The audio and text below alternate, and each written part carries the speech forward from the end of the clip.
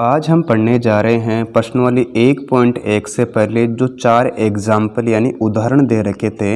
हमने पिछले वीडियो में उदाहरण नंबर 2 तक सोल्व कर लिया था। आज हम पढ़ेंगे उदाहरण नंबर 3। तो हम क्वेश्चन को पढ़ेंगे पहले। अभाज्य गुणनखंड विधि द्वारा चिन्मय और 404 का एचसीएफ ज्ञात कीजिए। इस क्वेश्चन में आपको एचसीएफ ज्ञात करना है और इनका एलसीएम भी ज्ञात करना है। और कौन सी विधि से ज्ञात करना है बच्चों? अभाज्य गुणनखंड विधि से आपको ज्ञात करना है। इस क्वेश्चन को हम सोल्व करते हैं। यहाँ लिखेंगे हल। आपको पहले ज्ञात करना है एचसीएफ और कौन सी विधि से करना है? अभाज्य गुणनखंड विधि द्वारा। आप यहाँ लिख सकते हो अभाज्य गुणनखंड विधि।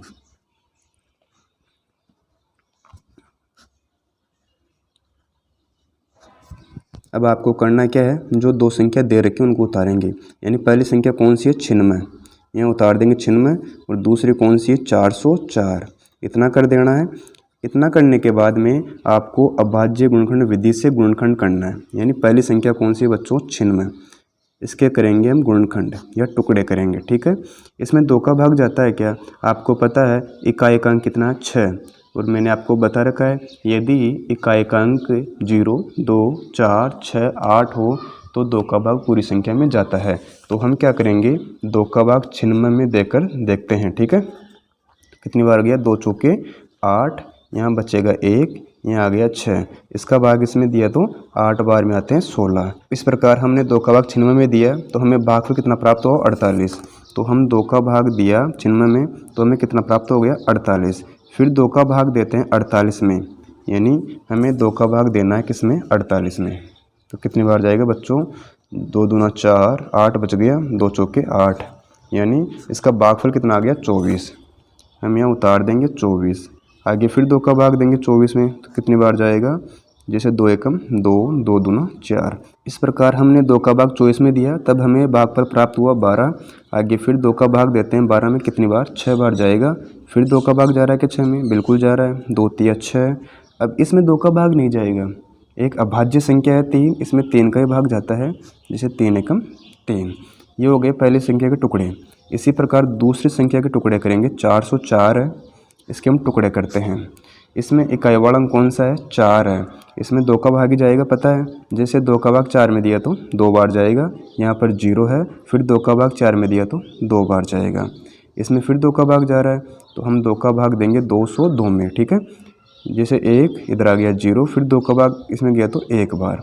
अब आपको देखना है 101 में किसका भाग जा रहा है। तो हमने पूरी संख्या देख ली लेकिन इसमें किसी भी संख्या का भाग नहीं जाता। इसके पीछे रीज़न क्या है? ये एक अभाज्य संख्या है। ये क्या है?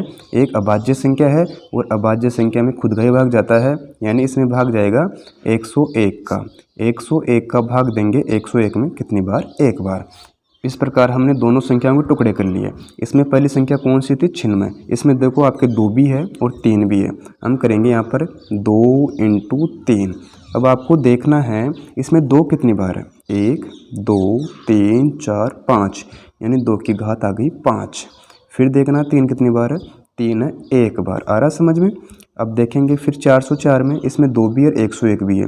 हम यहाँ लिखते हैं 2 × 101। आ रहा समझ में? इसमें 2 कितनी बार है? 1, 1, 2 बार है। 2 की घात आ गई 2। 101 कितनी बार है? 1 ही बार है। हम ज्ञात कर रहे हैं एचसीएफ। हम क्या ज्ञात कर रहे हैं बच्चों? एचसीएफ ज्ञात कर रहे हैं। इसके लिए आपको पता है एक तो उभयनिष्ठ संख्या होनी चाहिए। हम यहाँ लिखेंगे उभयनिष्ठ संख्या और साथ में सबसे छोटी वाली घात। क्या? सबसे छोटी घात। अभी देखते हैं सबसे छोटी घात। अब जैसे उभयनिष्ठ संख्या का मतलब हो गया कोई कॉमन संख्या। जैसे इसमें भी 2 है, इसमें भी 2 है, इसमें 3 है लेकिन इसमें नहीं है तो 3 नहीं है कॉमन। कॉमन संख्या का मतलब जो दोनों संख्याओं में है। तो आपने पता लगा लिया इसमें कौन सी कॉमन संख्या? 2 है। लेकिन आपको लेनी है सबसे छोटी वाली घात वाली संख्या। आपको कौन सी लेनी है? जो सबसे छोटी घात है। जैसे 2 की घात 5 है, 2 की घात 2 है तो छोटी कौन सी बच्चों? 2 ही है ना। तो 2 की घात 2 आ गई। अब क्या करेंगे? इसको खोलेंगे 2 बार। जैसे 2 × 2 तो हमें कितना प्राप्त हो गया? गुणा करने पर 4। इस प्रकार हमने इसका एचसीएफ निकाला। कितना आ गया? 4। अब ज्ञात करना है एलसीएम। तो हमें करना होगा सबसे बड़ी वाली घात। यहाँ लिखेंगे सबसे बड़ी वाली घात। सबसे बड़ी घात तो हम देखते हैं जो हमने टुकड़े किए थे उसमें कितनी संख्या है। जैसे 2 भी है, 3 भी है, 101 भी है। हम पहले लिख लेंगे 2 × 3 × 101। आ रहा समझ में। लेकिन सबसे बड़ी घात की बात हो रही है। जैसे 2 की घात 5 भी है, 2 की घात 2 भी है, तो सबसे बड़ी घात कौन सी होगी? 2 की घात 5। यहाँ लिखेंगे 2 की घात 5। इसमें 3 तो एक ही बार है, 3 की घात 1 आ गई। 101 भी एक बार है तो 1 आ गया। ठीक है, आगे करते हैं। इसको खोलेंगे 5 बार, यानी 2 को आपको खोलना है 5 बार। कैसे?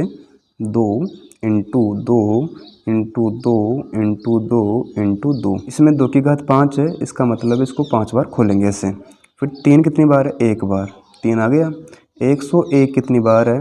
1 बार ही है। ठीक है, अब क्या करेंगे बच्चों?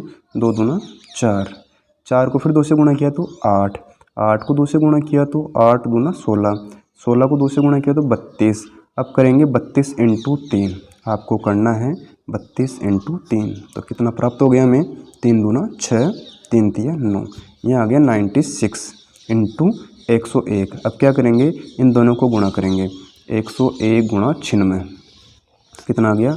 606 × फिर कितना आ जाएगा यहाँ पर? 9 × 9, 0, 9 का 9, 6969। इस प्रकार हमें प्राप्त हो गया 9496। ये हो जाएगा एलसीएम। इस प्रकार हमने उदाहरण नंबर 3 को सोल्व किया। अगर आपको वीडियो अच्छा लगा, वीडियो को लाइक करें, मित्रों के साथ शेयर करें और चैनल पर पहली बार आए हो तो चैनल को सब्सक्राइब अवश्य कर लें, क्योंकि इस चैनल के ऊपर मैं 10th क्लास के रोज़ वीडियो डालता हूँ।